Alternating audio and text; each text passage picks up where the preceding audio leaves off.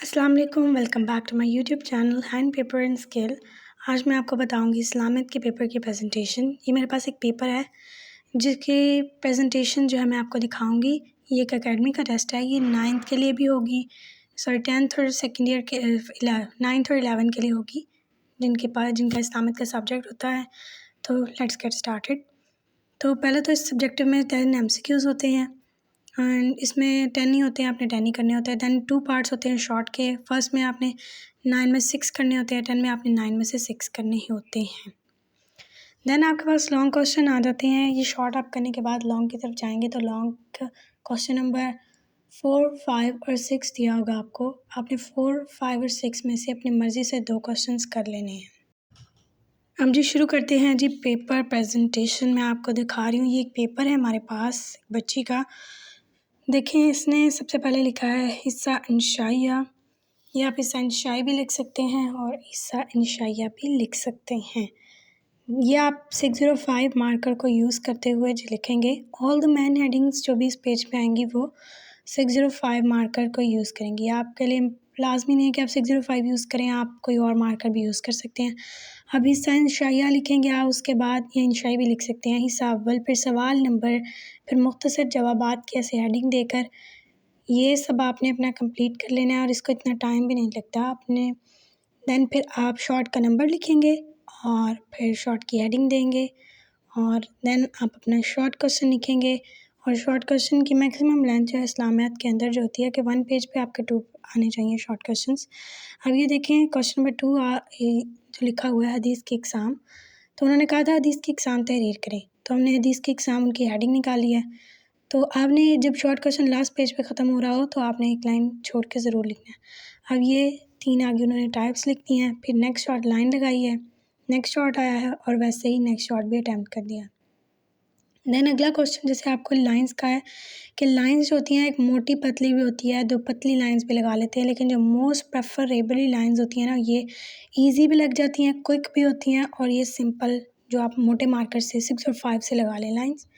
Okay, जैसा कि ये शॉर्ट क्वेश्चन है कि उन्होंने पूछा हुआ है कि तात रसूल पे आयत का तर्जमा।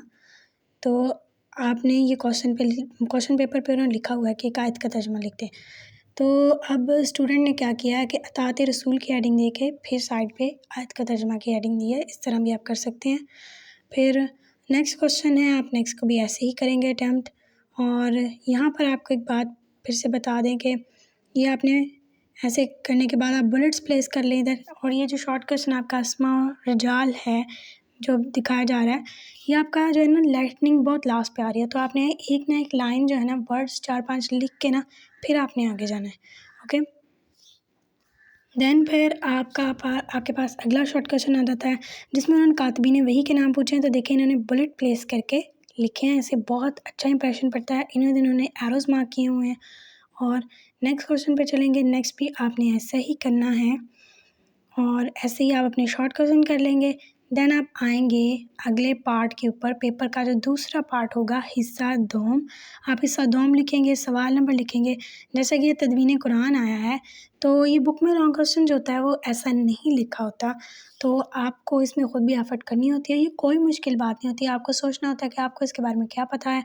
तो आप जो है इसके बारे में ख़ुद इंट्रोडक्टरी पैराग्राफ लिख सकते हैं। इस्लामियात में कोई ऐसी मुश्किल बात नहीं होती। देन आप लिखें, ऐसे उन्होंने लिखा है कि ऐड लिखें।